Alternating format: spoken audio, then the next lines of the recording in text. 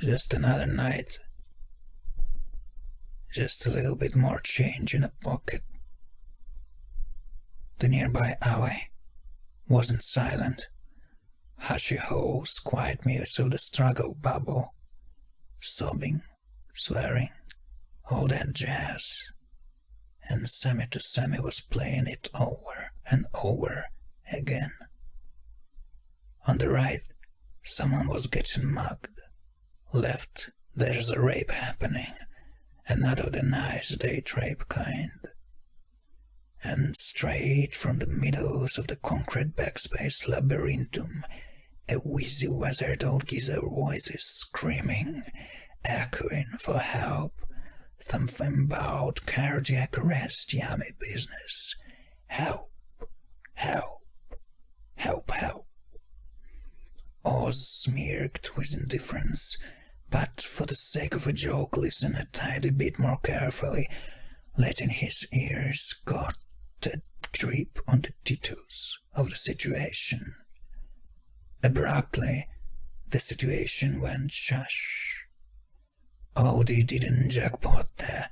That from almost natural causes point in life after all.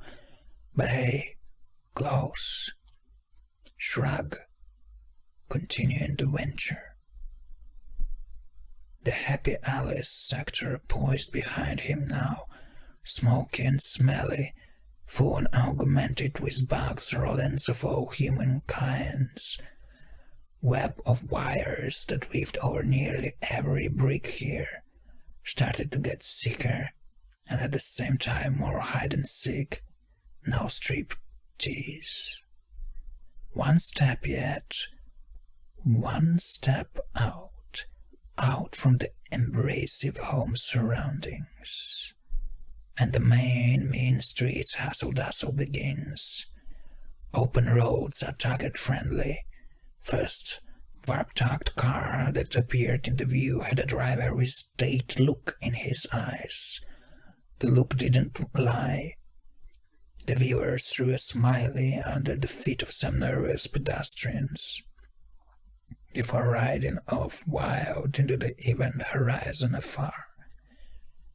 Driver's laughter was still belling in Ollie's ears when that small Bombica black ball ornament with a funny green face on its surface hit the ground, whistling hilariously. He's got only one half of a moment to tighten his hood. He used the moment right, tightening it tight.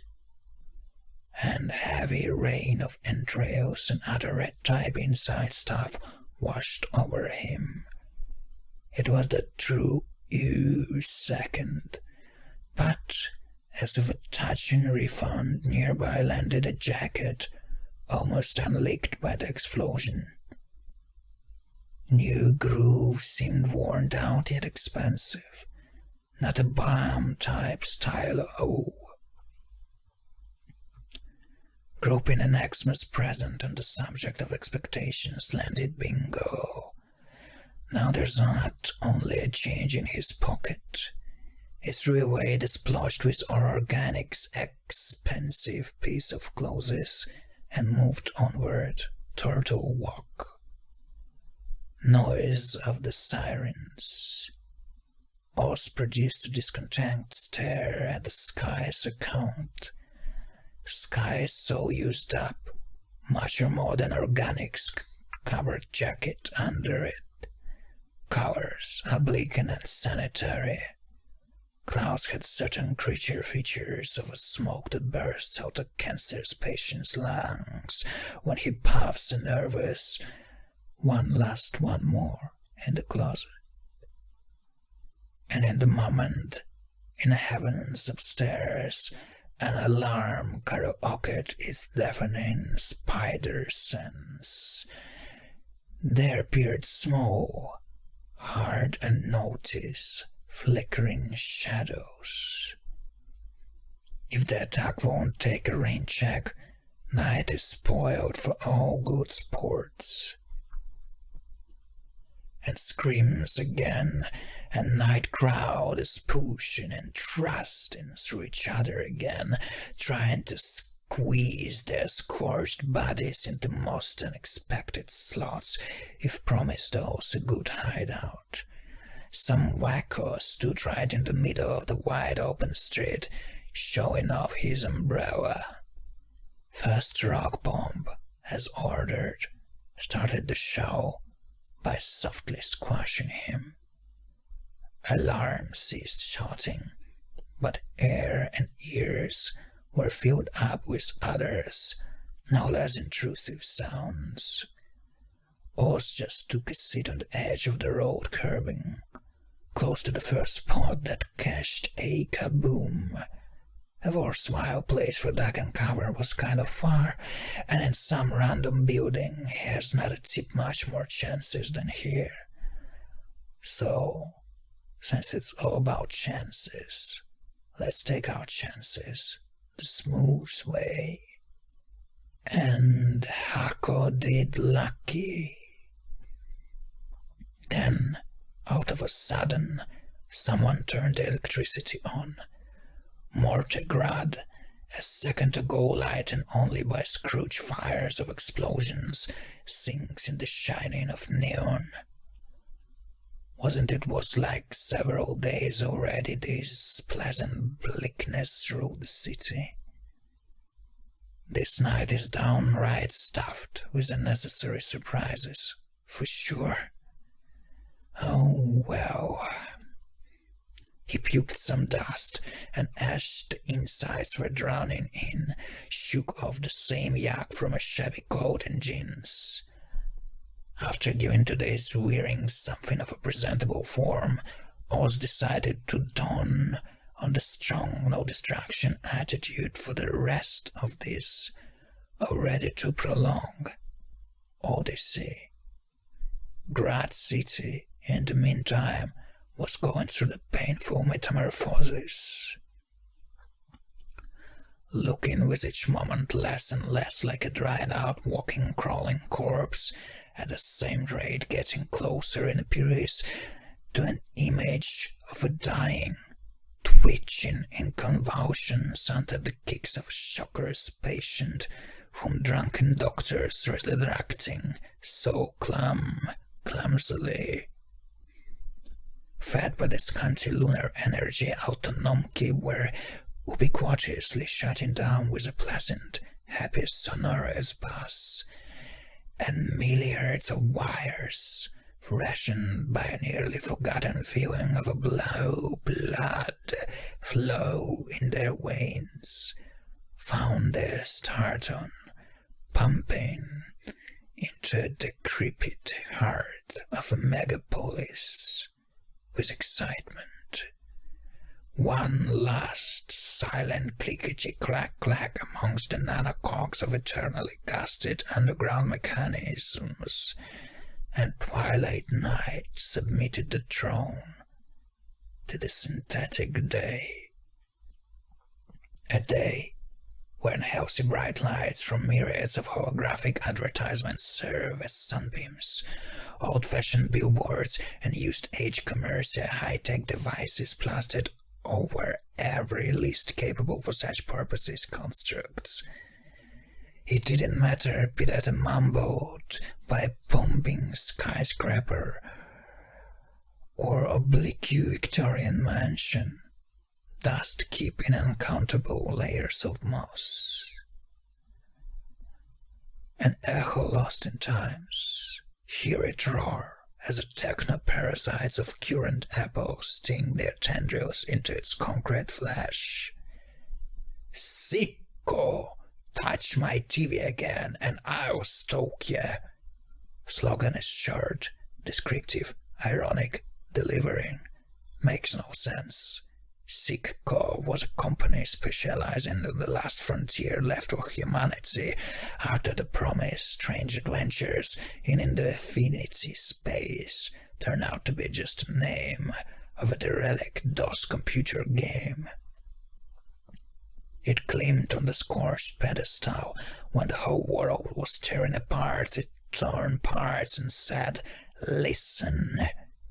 Their first slogan ever, the giant rainbow-colored "Listen" on a pitch-black background.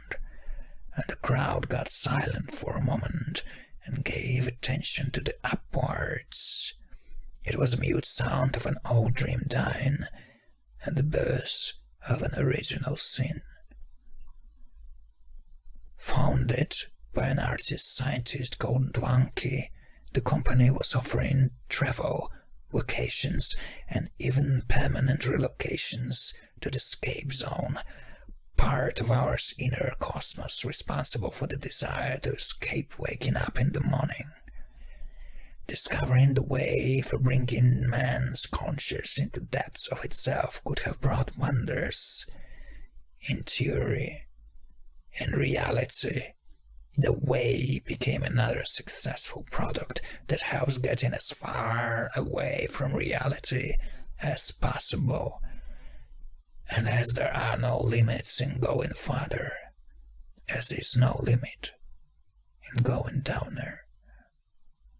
The founding godfather, Isaac Montenegro, was selling the latter to limber but reasonable prices, like the cost of your own priceless soul, and final loose on any touch who's out of the facades world.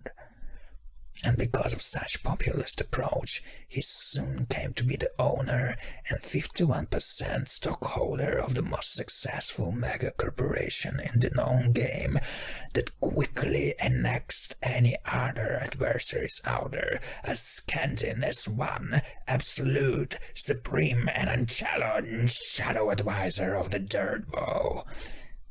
Well, not really.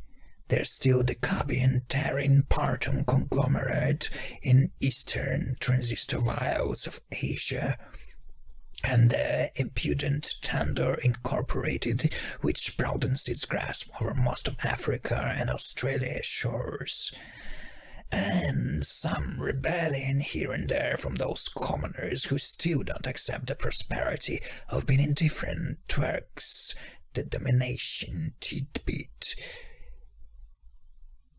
But all in all, it's all about Sikko. If not the leader, then a certain first man to speed on the moon in the current affairs. Providing as side attraction the best newly invented pure, nano, and old-fashioned nuclear weaponry to the governments that are too involved in playing warm war D&D session, producing in the cyber fashion so popular amongst the higher castes a new kick every day, and finally solving the peasant question by giving them a chance to completely turn off from the agenda of any kind with the escape zone hub pops on every corner.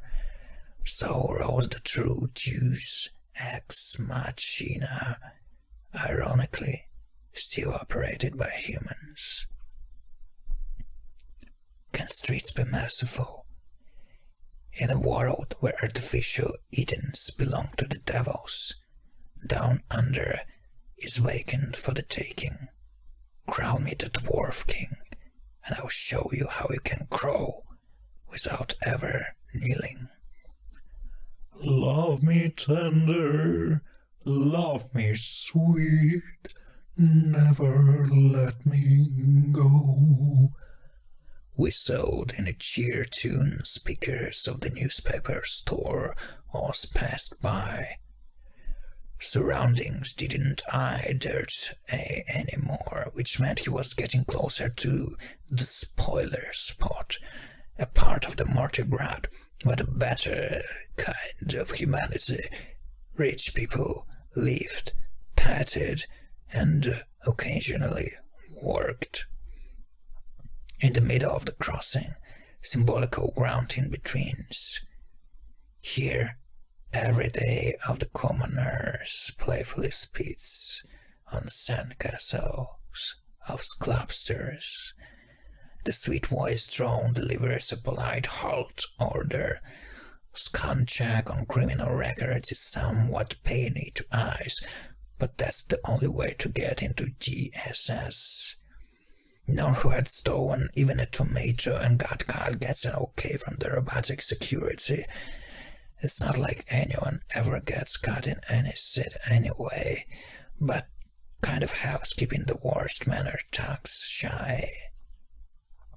Robbie B. Good life policy left us clean in the face of what represented law and order, and Ron wished him all good, clearing out the way his big bada-boom is.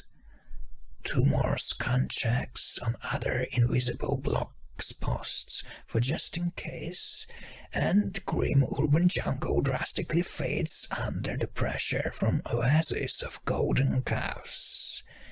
Behind him, only shrink back as screams of those who have no mouths, no past, no future, and fuck if that's something they have you can call the present. In front of him are happy faces and romantic aromas sweating the tender commercialism paradise. Funny, and all you had to do is cross the street. But under him, liquid zingy touched his boot soles. A second ago it was a human, a native of Slicer lands who attempted to pass the scan check with a bold move, by running as fast as he can. Whatever business he had here, the business wasn't yummy business anymore, just wet. Melted into agony before dying for certain, because you are stupid. Not the best deal Oz ever heard about. He looked around. As in Baghdad place, nobody here was noticing when shit happens. Past him walked a new gypsy in appearance, Baba Yaga. She had so much jewelry on her, hanging from the most inappropriate places. Her dark-skinned face hardly felt human anymore after all those countless fashion operations she went through. Still goes through every week. She didn't even bother try avoiding the human goo. Didn't have to. The moment her dress felt there's a threat ahead to her fanciness, it throttled out some cannibalistic nanos. Cute bot buckies were so hungry to appease they have cleaned on one too. If only his ex was as resourceful. Heard these little cookies could be programmed by a rightfully minded hacker to serve as glorified pussy lickers. By the way, judging how satisfied the glimpse in that ugly meatbag's eyes was, Oz was bet a Doa Saki they were already reloaded with a dildoing matrix. Above him, a natural selection of all sorts top freaky. Spires of Mortigrad's DSS are not like any others. Luxury projects and skyscraping ziggurats were children so from the mind of Glamir Ancelotti, a world-class architect demiurge, known for that spectral gothic punk touch in his priesthood, which meant gargoyles on every impossible spot, unnecessary sharpness in forms, and that certain Barton thing, fuck you, poured over its puritanisms. All in all, was a sight. While last train to Nashville squeals wheels somewhere underground, giving tremors to the constructions of Outworld, he enters. Oz stood on the first floor of Ghost Mechanics, final destination of his today's scenic Green Mile. There was supposed to be a cookie, no? Okay. Fancy black and white rats were covering and furnishing the hall, elevator music filling the air. A smiling plastic girl behind the receptionist desk, asking how she can be of any service. Oh, there were some services Oz could have made her provide him, if the room was an alley and the lamp was dark, but wasn't the case. Of course. So he smiled back and said that he has an appointment with Mr. Smortkin. That meant a ride to the highest point of this building. Ghost Mechanics was a subservient of Sicko, carrying the load of controlling Dream Zone hubs in the city's megastate. Supervising and giving casual or emergency maintenance, looking after all those lost souls connected, wired to the program. Very ungrateful job, but somebody had to do it. Elevator beeped, announcing the passengers' queue and exit. Several office doors, and there he was, in the cabinet of Jonathan Smortkin. A fast handshake. Then Oz had to bite his own tooth, allowing the little gas cap so hidden in it let his smelly smells out. He pushed the body out of the way and got on with the central computer. Time is short and task is humongous. A small data drive appeared in his palm and quickly engaged itself with the system. 2 more clicks and tens of millions die, but those millions never lived. And now they're finally awakened to realize that they are dead, disconnected from the mother sheen, pieces of meat who had no mouths but must have screamed, should have. Several other magic tricks of a hacker and viruses are all over the system, bringing the fires it plagued reality with back to the fire status. The city is aflame, the flame is at last not its flesh, but the soul, dragged out from the virtual hole it comfortably hid in before the judging sun. Door to the Smortkin's place blasts in a burn. Bullets are massaging Oz's body. The work is done, so no shame now in the quiet ground fall. All over the globe, a coordinated attack of Herostrato group brought down the escape zone into the certain demise. Amongst a couple of other things, every hacker kamikaze had also the task of leaving a dying breeze message, whatever they thought was important to deliver. Here, in Mortigrad, the billboards in a sudden unison promoted Hunamco, building skies with tiles from hell. Then the skies got tingled with white noise, stalking fragments of images from lost TV shows, and standard glitch when session is over. Oz opened his eyes. Vision entered the picture soon after. A fat, greasy escape hub master is pulling off the tube strings from the brains and nerve systems, not very gently. One stuck, so he even has to use the drill to finally let the person inside the capsule go. 3. It was an old machine, full of malfunctions, but plates and wires like this were all Oz could have afforded. Work as a janitor in a small corporate sub-sub firm, paid only for such cheapest evening ventures, and some soil and green on his table. He took the coat off the chair. The escape master was waiting in the corner of the room, drumming his disgusting belly with salami fingers, sweating impatience. Well, at least he wore a t-shirt this time. He's an unwise guy to leave the building. Even though hubs were working like 24-hour party people, usually this late time and hour are short on customers. Unless people like Oz would come in not too late evening and exit in a deep night. Such peeps are a quick count. time rate of a typical travel session would be no longer than 5 to 10 minutes, unless, of course, you're in it for forever. Yet, in form of unknown and unknowing bummer, in the program exists few of those whose mind will take a fair share before fastening on full speed.